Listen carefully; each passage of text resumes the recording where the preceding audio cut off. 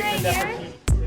13 years after the series finale, Queer as Folk remains as relevant as ever, with brand new audiences binge watching online. We stopped making this like 90 years ago, and people still are discovering it for the first time. And think it's real. I mean, it's like, it's lovely. I mean, it's a wonderful tribute to the writers, to Dan and Ron and all the writers on the show, to our crew, to everybody, that this thing felt in an odd way like docudrama, to a world that many people knew nothing about, and now they do, and now they're as passionate about these issues as anybody. It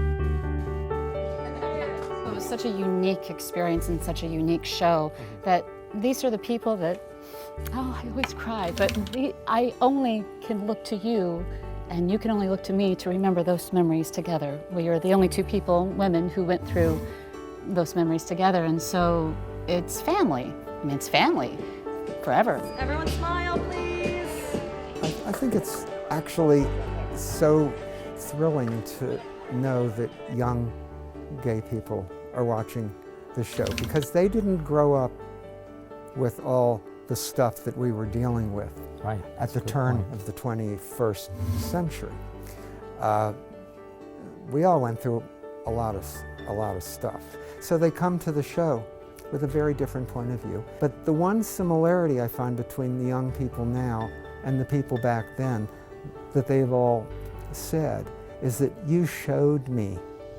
I saw myself, and that meant so much to people. And the other thing they all say is, in watching your show, I knew I wasn't alone. And I think that's a blessing.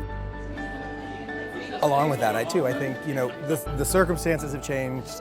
God knows the clothes and the hairstyles have changed.